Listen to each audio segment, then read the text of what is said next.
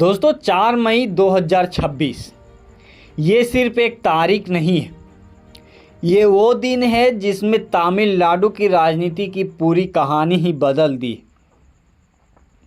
क्योंकि आज जो नतीजे सामने आए हैं उन्होंने 60 साल से चले आ रहे एक सिस्टम को तोड़ दिया है। और इस बदलाव के केंद्र में एक ऐसा नाम है जिसे लोग सालों से स्क्रीन पर हीरो के रूप में देखते आए थे, जोसेफ विजय, जिन्हें लोग थालापति विजय भी कहते हैं। और अब जरा समझिए कि असल में हुआ क्या है। तमिलनाडु की राजनीति हमेशा से अलग रही है। यहाँ फिल्म स्टार सिर्फ एंटरटेनर नहीं होते, वो लोगों की भावनाओं का हिस्सा बन जाते। पहले एमजी रामचंद्र आए जिन्होंने फिल्म स्टारडम को सत्ता में बदला। फिर जे जयललिता आई जिन्होंने उस विरासत को और मजबूत किया। लेकिन इन दोनों के बाद जो सिस्टम बना वो लगभग लॉक हो गया। डीएमके और एआईएडीएमके के बीच सत्ता का सीधा मुकाबला। कभी एमके स्टैलिन की डीएमके आती तो कभी इड्डापाडी के पళनिस्वामी की एआईएडीएमके आती। जनता के पास असल में तीसरा विकल्प था ही नहीं। यही वजह है कि धीरे धीरे लोगों में एक फ्रस्ट्रेशन बनती गई। बदलाव चाहिए था लेकिन विकल्प नहीं था। अगर यही जगह थी तो यही जगह थी जहां विजय ने एंट्री ली। लेकिन अचानक नहीं हुआ, बहुत सोच समझ कर लिया। साल 2009 से ही विजय ने अपने फैन क्लब्स को एक ऑर्गेनाइज स्ट्रक्चर में बदलना शुरू कर दिया था। और करीब 85,000 से ज़्यादा फैंस क्लब, और ये फैंस सिर्फ नहीं थे, ये ग्राउंड लेवल वर्कर बन रहे थे।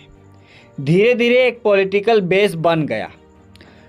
2021 के लोकल बॉडी इलेक्शन में जब उनके समर्थकों ने अच्छा प्रदर्शन किया तब पहली बार ये साफ हो गया कि ये सिर्फ स्टारडम नहीं, ये एक सीरियस ताकत बन रही। फिर 2024 में विजय ने अपनी पार्टी ऑफिशियली लॉन्च की, तमिलगा वेट्री कझगम यानी टीवीके। इस घोषणा के साथ ही राजनीति में हलचल मच गई। कुछ लोगों ने इसे हल्के में लिया, कुछ ने इसे बड़ा खतरा माना। लेकिन विजय ने शुरुआत ही क्लियर कर दिया था कि वो सिर्फ नाम के लिए राजनीति पर नहीं आए। उन्होंने अपने आइडियोलॉजी को बहुत ही साफ रखा। अंबेडकर प्रेयर और कामराज के सिद्धांतों पर, और सोशल जस्टिस, इक्वालिटी, सेकुलर सोच, यानी उन्होंने तमिलनाडु की राजनीति को सोचकर समझकर ही खुद को पेश किया। और सबसे इंटरेस्टिंग बात है कि उन्होंने किसी के साथ एलियंस नहीं किया, ना बीजेपी के साथ गए ना डीएमके के साथ। बीजेपी को उन्होंने आइडियोलॉजिकल ओपोनेंट कहा और डीएमके को पॉलिटिकल राइवल, यानी दोनों से दूरी बनाकर खुद को एक इंडिपेंडेंट ऑप्शन के रूप में खड़ा किया। 2024 में विक्रावंदी में उनकी पहली बड़ी रैली हुई जहां करीब 8 लाख लोग पहुंचे थे। और ये सिर्फ भीड़ नहीं थी, ये एक मैसेज था कि ज़मीन पर वेब बन चुकी है। लेकिन कहानी इतनी सीधी नहीं थी। 2025 में एक रैली के दौरान भगदड़ मच गई जिसमें 41 लोगों की मौत हो गई। और ये बहुत ही बड़ा हादसा था। विरोधियों ने इसे मुद्दा बनाया और सवाल भी उठाए। जांच की मांग हुई। किसी भी नए नेता के लिए एक बड़ा सेटबैक हो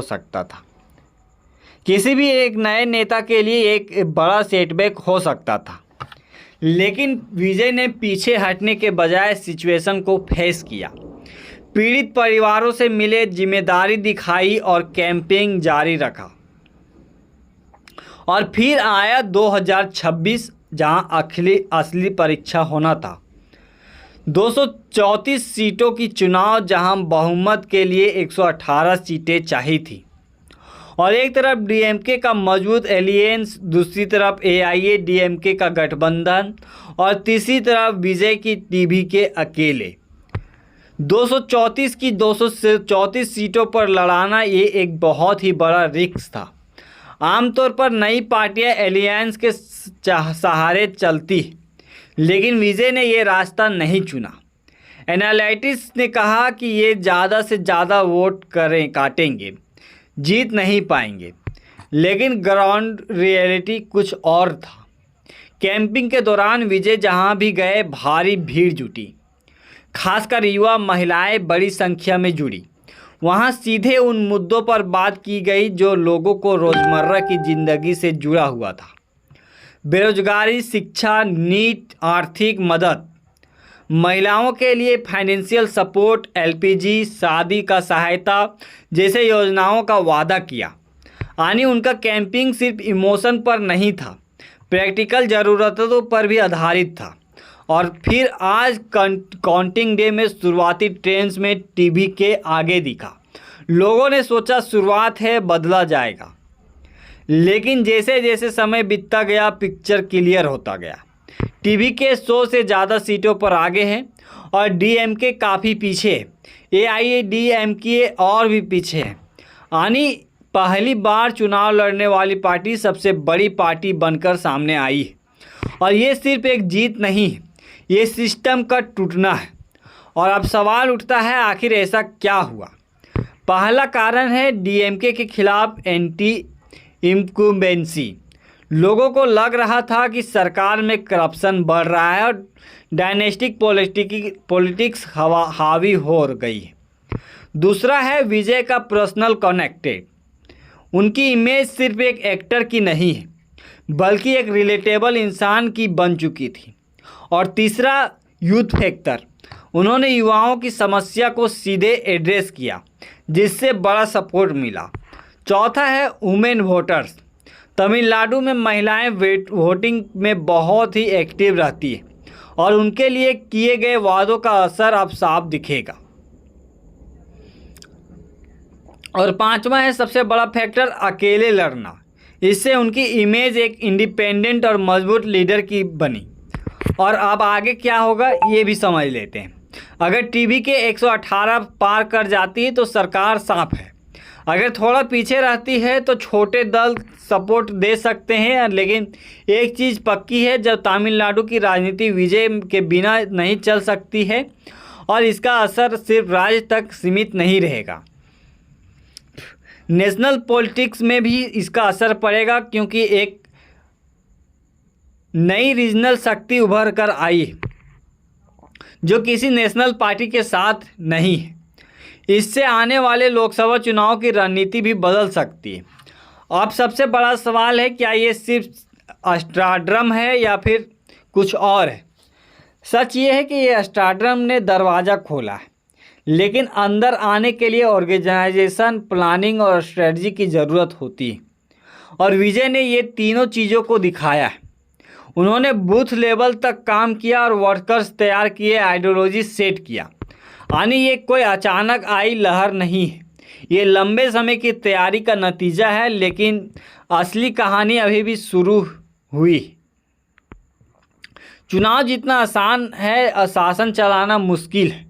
और अब लोगों की उम्मीद बहुत बड़ी है, और अगर उन उम्मीदों पर खरा नहीं उतरे तो ये जनता सबसे पहले सवाल भी पूछेगी। तो अब नज़र इस पर रहेगी, क्या विजय एक सफल मुख्यमंत्री बन पाते हैं या जीत सिर्फ शुरुआत है एक बड़ी